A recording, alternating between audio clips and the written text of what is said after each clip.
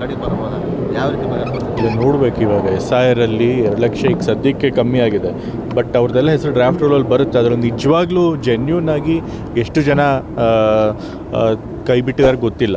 ಯಾಕೆಂದರೆ ಅದನ್ನು ಮತ್ತೆ ಮರುಪರಿಶೀಲನೆ ಮಾಡಿದಾಗ ಗೊತ್ತಾಗೋದು. ಫೈನಲ್ ಡ್ರಾಫ್ಟ್ ಬಂದಾಗ ಎಷ್ಟು ಜನ ಕೈ ಬಿಟ್ಟಿರ್ತಾರೆ ಅದು ಗೊತ್ತಾಗುತ್ತೆ. ಸರ್, ಈ ಉತ್ತರ ಕರ್ನಾಟಕ ಕುರುಬರಿಗೆ ಮತ್ತು ಮುಸ್ಲಿಮ್ಸ್ಗೆ ಅವಾಯ್ಡ್ ಮಾಡಿದ್ದಾರೆ ಅಂತ ಹೇಳಿ ಬರ್ತಾ ಇದೆ ಸರ್. ಯಾಕೆ ಈ ಸರಿ ಬಾರಿ ನಾವು ಮುಸ್ಲಿಂ ಸಮುದಾಯದಲ್ಲಿ 3 ಜನಕ್ಕೆ ಕೊಟ್ಟಿದ್ದೀವಿ. ಕುರುಬರಿಗೂ ಕೂಡ ನಾವು ಈ ಸರಿ ನಾನು ಮತ್ತು ಬೈರತಿ ಸುರೇಶ್ ಅವರು ಈ ಭಾಗದಲ್ಲಿ ಸಚಿವ ಸ್ಥಾನ ಸಿಗದೆ ಇರ್ಬೋದು, ಬಟ್ ನಮ್ಮಲ್ಲಿ ಪ್ರಾತಿನಿಧ್ಯ ಕೊಡೋಕೆ ಬೇಕಾದ ಸ್ಥಾನಮಾನಗಳಿವೆ, ಇನ್ನೂ ಬೇಕಾದಷ್ಟು ಸ್ಥಾನಮಾನಗಳಿವೆ ನಮ್ಮ ಪಕ್ಷದಲ್ಲಿ ಪ್ರಾತಿನಿಧ್ಯ ಕೊಡೋಕ್ಕೆ. ಸೊ ಎಲ್ಲನೂ ಕೂಡ ಇನ್ನೂ ಸ್ಥಾನಮಾನಗಳಿವೆ. ಸೊ ಅದ್ರಗೆಲ್ಲ ನಾವು ಪ್ರಾತಿನಿಧ್ಯ ಕೊಡ್ತೇವೆ.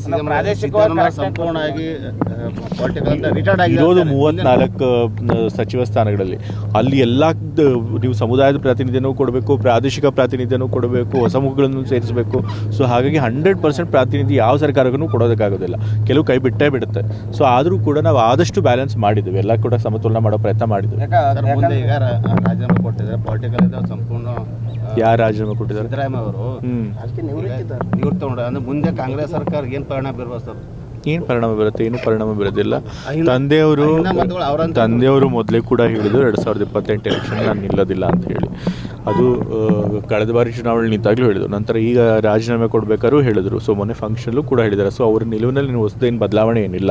ಸೊ ಆದರೆ ಅವ್ರು ಏನು ಹೇಳಿದ್ದಾರೆ, ನಾನು ಚುನಾವಣಾ ರಾಜಕೀಯದಲ್ಲಿ ಇಲ್ಲದೆ ಹೋದರೂ ಕೂಡ ನಾನು ಸಕ್ರಿಯ ರಾಜಕಾರಣದಲ್ಲಿ ಇರ್ತೇನೆ, ಕಾಂಗ್ರೆಸ್ ಪರವಾಗಿ ಪ್ರಚಾರ ಮಾಡ್ತಾನೆ, ಮತ್ತು ಯಾರು ಸಮಾಜದಲ್ಲಿ ದನಿ ಇರಲ್ಲ ಅಂಥವ್ರ ಪರವಾಗಿ ದನಿಯಾಗಿ ಕೆಲಸ ಮಾಡ್ತೀನಿ ಅಂತ ಹೇಳಿದ್ದಾರೆ. Thank you. ವಿಸ್ತರಣೆ ಆಗ್ತಿದ್ದಂತೆ ಕಾಂಗ್ರೆಸ್ನಲ್ಲಿ ಸ್ಫೋಟಗೊಂಡಿದೆ ಸರ್. ಕಾರ್ಯಕರ್ತರಾಗಿರ್ಬೋದು, ರಸ್ತೆಗಳು ಮಾಡ್ತಾ ಇದ್ದಾರೆ. DK ಶಿವಕುಮಾರ್ ಯಾವ ಮಟ್ಟಿಗೆ ಒಂದು ಆಕ್ರೋಶ ಆಗುತ್ತೆ ಕಾರ್ಯಕರ್ತರಲ್ಲಿ? ನೋಡಿ, ಯಾವುದೇ ಒಂದು ಸರ್ಕಾರದಲ್ಲಿ ಯಾವಾಗಲಾದರೂ ಸಂಪುಟ ಪುನಾರಚನೆ ಆದಾಗ ಅಥವಾ ವಿಸ್ತರಣೆ ಆದಾಗ ಒಂದಷ್ಟು ಸಚಿವಾಕಾಂಕ್ಷಿಗಳಿಗೆ ಸಿಗೋದಿಲ್ಲ. ಆಗ ಅವ್ರ ಕಾರ್ಯಕರ್ತಗಳು, ಅವರ ಬೆಂಬಲಿಗರು ಯಾರಿರ್ತಾರೆ, ಒಂದಷ್ಟು ಪ್ರತಿಭಟನೆ ಮಾಡೋದೆಲ್ಲ ಆಗುತ್ತೆ. ಅದು ಸಹಜವಾದದ್ದು. ಬಟ್ ಅದನ್ನೇ ಅಂತಹ ದೊಡ್ಡ ವಿಷಯ ಏನಲ್ಲ ಸರ್. ಅಂದರೆ ಈಗ ಯಶವಂತರಾಯಗೌಡ ಪಾಟೀಲ್ರು ಕೂಡ ಈಗ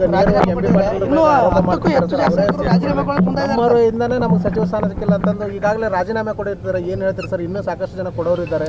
ಈಗ ನೋಡಿ, ನಾನು ಈಗಾಗಲೇ ಹೇಳಿದಾಗೆ ಸಂಪುಟ ಪುನರಚನೆ ಅಥವಾ ವಿಸ್ತರಣೆ ಮಾಡಿದಾಗ ಈ ರೀತಿ ಒಂದಷ್ಟು ಅಸಮಾಧಾನಗಳು ಎಲ್ಲ ಪಕ್ಷಗಳಲ್ಲೂ, ಎಲ್ಲ ಸರ್ಕಾರದಲ್ಲೂ, ಎಲ್ಲ ಸಮಯದಲ್ಲೂ ಕೂಡ ಆಗಿವೆ.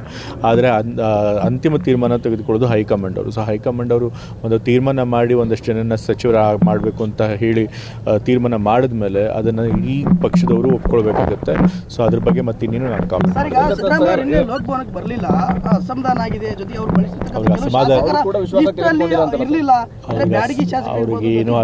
ಅವ್ರಿಗೇನು ಅಸಮಾಧಾನ ಇಲ್ಲ. ಮತ್ತು ಯಾರ್ಯಾರು ಮಂತ್ರಿಗಳಾಗಿದ್ದರು ಅವರಲ್ಲಿ ಎಷ್ಟೊಂದು ಜನ ಬಂದು ತಂದೆಯವ್ರನ್ನ ಬಂದು ಭೇಟಿ ಮಾಡಿ ಶುಭಾಶಯಗಳು, ಅವತ್ತು ತಂದೆಯವ್ರ ಬರ್ತಡೇ ಕೂಡ ಆಯಿತು, ಹುಟ್ಟಿದಬ್ಬ ಕೂಡ ಆಯಿತು ನೆನ್ನೆ. ಸೊ ಹಾಗಾಗಿ ಬಂದು ಶುಭಾಶಯಗಳನ್ನು ಕೂಡ ತಿಳಿಸಿದರು. ತಂದೆಯವ್ರನ್ನೆಲ್ಲರಿಗೂ ಕೂಡ ಶುಭ ಹಾರೈಸಿದ್ದಾರೆ. ಸೊ ಅವ್ರಿಗೇನು ಅಸಮಾಧಾನ ಇಲ್ಲ.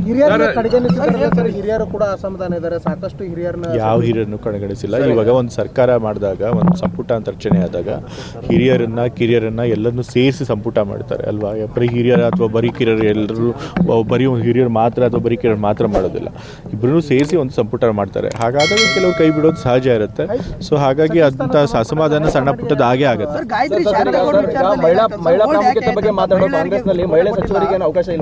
ಮಹಿಳೆಯರು ಕೊಡ್ತಾರೆ ಒಂದು ಸಚಿವ ಸ್ಥಾನ, ಬಟ್ ಕೊನೆ ಮೂಮೆಂಟ್ನಲ್ಲಿ ಒಂದು ಸ್ಥಾನ ಈಗ ಸದ್ಯಕ್ಕೆ ಖಾಲಿ ಇಡಬೇಕು ಅಂತ ಹೇಳಿ ಇಟ್ಟಿದ್ದಾರೆ.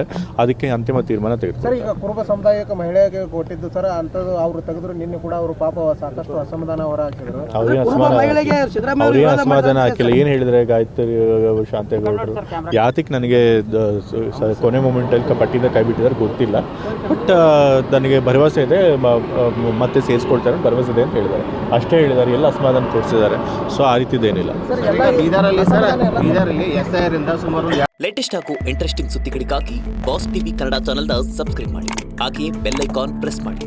ಇದರ ಜೊತೆಗೆ ಫೇಸ್ಬುಕ್, ಇನ್ಸ್ಟಾಗ್ರಾಮ್, ಎಕ್ಸ್ನಲ್ಲೂ ಮಿಸ್ ಮಾಡದೆ ಫಾಲೋ ಮಾಡಿ.